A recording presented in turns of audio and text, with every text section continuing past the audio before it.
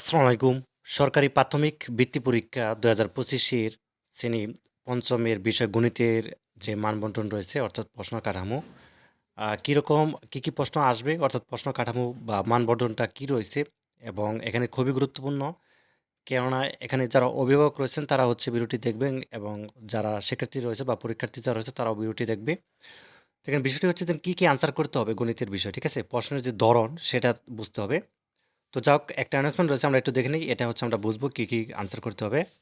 আচ্ছা আমরা প্রাথমিক বৃত্তি পরীক্ষার জন্য স্পেশালি খুব সংক্ষিপ্ত আকারে একটা শাসন তৈরি করেছি। এটা পড়লে যথেষ্ট এবং অনেক স্টুডেন্ট ইতিমধ্যে নিয়েছে আমাদের কাছ থেকে। তো এটার মূল্য হচ্ছে মাত্র ৳১০০, ঠিক আছে? হোয়াটসঅ্যাপ বা ইমোতে সহজে নেওয়া যাবে পিডিএফ ফাইলটা। যে নাম্বারটি রয়েছে স্ক্রিনে এই নাম্বারটির মধ্যে হোয়াটসঅ্যাপ বা ইমো দেওয়া আছে। এখানে আমার সাথে যোগাযোগ করে এটা নিতে পারবেন, ঠিক আছে? পিডিএফ আকারে। এটার মূল্য হচ্ছে মাত্র ৳১০০, বিকাশ বা নগদে পেমেন্ট করতে হবে। যে নাম্বারটি রয়েছে স্ক্রিনে এই নাম্বারটির মধ্যে পেমেন্ট করলেই হয়ে যাবে, ঠিক আছে? আচ্ছা তাহলে আমরা একটু দেখি আসলে কী আনসার করতে হবে। তো এখানে বিষয়টি হচ্ছে যে ১ম এ ১ নং এ থাকবে হচ্ছে বহু নির্বাচনী মানে এমসিকিউ আকারে ১০ টা প্রশ্ন থাকবে। সেগুলো আনসার করতে পারলে এখানে হচ্ছে ১০ নাম্বার পাবে, ঠিক আছে? ১০ এর জন্য ১০ নাম্বার। এরপরে শূন্যস্থান পূরণ এখানেও ১০, ঠিক আছে? এখানেও যদি দেওয়া যায় তাহলে ১০, তাহলে ২০ নাম্বার হয়ে গেল কিন্তু ইতিমধ্যে।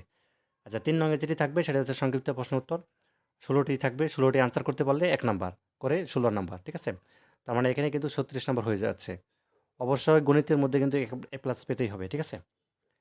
আচ্ছা এরপরে ৪ থেকে ১১ নং এখানে ৪ প্রক্রিয়া সম্পর্কিত সমস্যা একটি প্রশ্ন থাকবে, ওটা শিখতে হবে। তো এখানে একটি বিষয় সেটা হচ্ছে যে ৪ থেকে ১১ পর্যন্ত এখানে মোটামুটি প্রশ্নগুলো ৮ টা প্রশ্নের উত্তর দিতে হবে। ৮ ৮ ৬৬, ঠিক আছে? এখানে নাম্বার অনেক বেশি। তো এগুলো মনে রাখতে হবে। আর বিশেষ করে লসাগু, গসাগু এগুলো শিখতে হবে। তারপরে সাধারণ ভগ্নাংশ আছে, দশমিকের ভগ্নাংশ এগুলো শিখতে হবে। এগুলো হচ্ছে ৮ করে নাম্বার, ঠিক আছে? প্রত্যেকটায়। এবং গড় সম্পর্কিত সমস্যা, শতকরা শিখতে হবে, ঠিক আছে? তো এরপরে নিচে আরও কিছু সমস্যা রয়েছে। তো এইগুলো হচ্ছে ধাপে শিখলে, জ্যামিতিগুলো শিখলে দেন হচ্ছে এখানে ৮ টা প্রশ্ন যেকোনো এই যে ৪ থেকে এই ১১ নং পর্যন্ত, ঠিক আছে? এখানে ৮ টা প্রশ্ন যেকোনো ৮ টা প্রশ্ন দিতে পারলেই হচ্ছে ৬৬ নাম্বার, ঠিক আছে? তো এই ছিল মোট ১০০ নাম্বারের পরীক্ষা বা প্রশ্নের ধরন যেটা আরকি প্রশ্ন মান বন্টন সেটা আমরা দেখলাম।